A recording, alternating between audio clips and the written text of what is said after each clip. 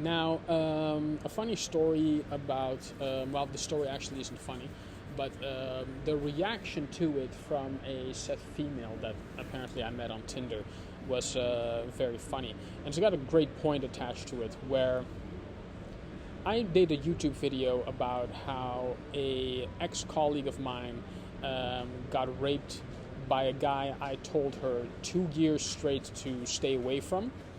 And she didn't listen, called me up one day out of nowhere after having talked to her for at least 3 or 4 months. She was like, yeah, I got raped by this particular guy. And when I found out it was the same guy, I told her, I wish you well, good luck, and I hung up the phone. Well, simply because I've been through so much shit in my life, ladies and gentlemen, I'm not looking forward to any of that drama. And especially if I warned you, for so many years not to do it, what are we even talking about? But coming back to this reaction, because apparently this girl started looking up my YouTube profile and she found that video and she gave me the scolding of a lifetime. Saying I was a terrible human being, I was a terrible friend, I was this and that, and we shouldn't have to warn girls, we have to educate boys. And she was so set on pushing that particular agenda that she couldn't see that these problems really stem from both sides. And you got to look at it from different points of view. But people who are so set on their agenda, as with most European descendant, aka white people, and with many of those infected by the Western mind, is really, they don't want to see any. I've met these people so many times. I've come across them with family. I've come across them with friend groups, that these type of people, they are so set on having their way that anything that even remotely goes against that or look at another alternative, even if it's coming from a good place, they will radicalize, go immediately against it, especially if it comes from someone you don't like. For example, here in the Netherlands, as open as they claim themselves to be, they are the most bigoted, racist people ever. Because even when, you try to help them, because it comes from a guy who looks the way that I look, it's immediately shrugged off and immediately viewed as I don't know what I'm talking about or I don't know anything. Well, but that's really because they want to have the image in their head that they know everything. And that people who look like me are only good for, I've always said it, only good for sexual exploitation and or hard labor. And any other than that view that they've invented in their head is pretty much left out of the equation. So this girl started giving me a scolding of a lifetime. And for those of people who do not know, I've recently found out through voodoo rituals that in my deep subconscious that I was raped from age 3 to 6. And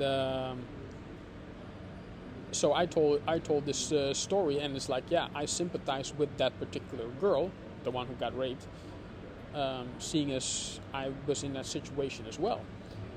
But after being warned for 2 years, there's really no excuse that certain people, ladies and gentlemen, are just trouble magnets. And especially when you're in tune with yourself, it becomes very apparent that certain people, they just carry an energy. They just carry a type of frequency that attracts problems, that attracts negative things happen to them. Alan Watts said it very accurately as well. The responsibility of the person who got murdered for being murdered. Because energetically, look, in the 3D realm, we might look at it differently, but in the 5D world, the spiritual realm, and regardless of whatever you do in life, everything you put out comes back to you. So if you put out that energy, and you see it in clubs too, you see it in clubs all the time, where certain guys, they don't want to party, they don't want to chase girls, they're just looking for conflict, they're just looking for trouble. And I wouldn't say I've never avoided conflict. Yeah, when it comes to parties, I'm getting a bit off track here, but we'll get back to the point. When it comes to parties, honestly, if the party was over at 6:30, I'd leave at 5:30. If 3:30, I'll leave if the party ends at 4:30. You just avoid a lot of nasty shit happening. That doesn't mean you're not going to be able to avoid any problems that come into your life, but if it can be resolved another way, or if it can be avoided altogether, please do so, because it really saves you a lot of trouble. So coming back to this particular girl, she immediately tried to top the story by saying that she had it happen to her as well. And the way she said it and the way she wrote it down, you see, people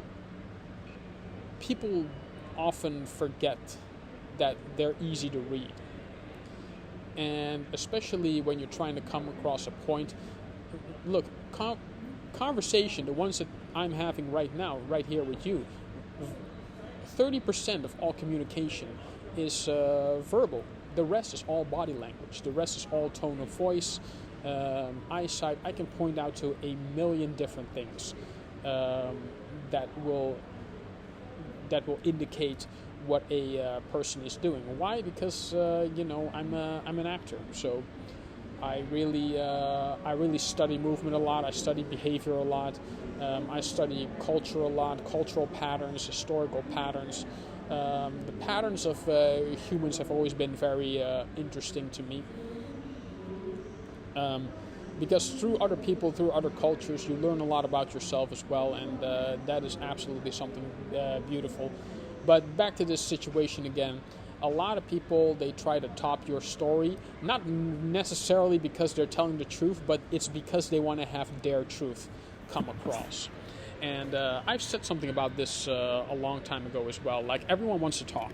Where everybody is a big talker now, especially in these profiles, especially in these platforms. But speaking your truth versus living your truth are two different things. And a lot of people can't handle being lectured to.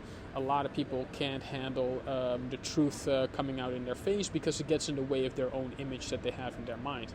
And this is probably a lot of information I'm spreading to you right now, but hey, I'm a busy guy, I'm doing a lot of things, I don't have a lot of time, so I bring this information out as quickly and as efficiently as I possibly can, so that the rest of humanity might learn something from this and have something beautiful to look back on. Because, a lot of stuff really can be avoided. I'm explaining the situation right now. And at a certain point, her ego and her emotions were just so all over the place that, look, as much as I engage, I know firmly well when to disengage. And that's a lot with these profiles, or that these interactions electronically. Is like, look, you need to know when to disengage, because all you're doing really is wasting your energy, wasting your time, and really wasting opportunity where you could do something else. Now, having said that, I did another post where they believe it was one 16 and one 17-year-old, they're just going at it, on social media, and really blaming me or claiming me to be all sorts of things that they were seldom doing or behaving. And that's why I'm telling you that a lot of European descendants, or people who have been infected by the Western mind set of life, will really... it's astounding how sociopathic a lot of them are, or a lot of them have become, especially during these times. But then again, who can blame them? With everything that's going on, yeah, they're going to get a little bit loopy. Especially here in the Netherlands, like I've had the N-word thrown around me and all sorts of stuff, and but it really shows you a lot more about themselves, because any person who would call another person the N-word, it's what you say to someone else, which I figured through all these conversations, through all this time I've been online, like all the things that they were saying to me, it really showed them a lot more about themselves than it ever did about me. So that's how I learned to put it all in perspective, and really not engage too much with people. And I'm a people person, so I always love listening, and but then again, I've also got a lot of shit to do, so I always finding something to do, which there's only a limited amount of time on this planet, and we do have to make the most of it, of course. And life is beautiful, man. The sun is shining. Yeah, you can't see my face right now, but yeah, you'll get to see plenty of this face all over, so don't you worry about it. And coming back to COVID, there's a lot more news about that coming up. I've predicted this entire situation for a very long time. Even up to this point, it's a disaster that we had to go through that way. This information could have come out a lot sooner, but honestly, I wasn't ready to take on that responsibility at the time. Now I am. I'm fully ready to engage and bring about the solutions that are very much necessary, because regardless of what your personal belief system or not, the fact is that these vaccines are not doing any good.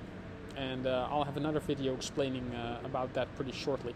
But for now, if there's anything you've learned from this particular video is, put yourself out there. Don't be afraid. People are going to talk, but you have to be able to release. You have to be able to express yourself. You have to be able to have your story heard, because I believe firmly that all of you out there have a very interesting story to tell.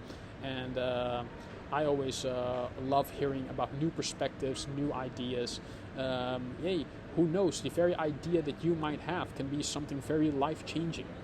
I, for example, want to start a clothing line someday, and I had no idea how to get started. A homeless woman from Zambia, helped me get the idea started. And that's all possible, if we include everyone, give everyone the space, and have their stories be heard, because every story, no matter how ridiculous, has a form of truth in it. But there's a difference between your truth, her truth, and the truth. And the truth is always somewhere within the middle. I love that phrase. But we're going to get more into those things later on. But ladies and gentlemen, for now, as always, have a good day. And as always, namaste.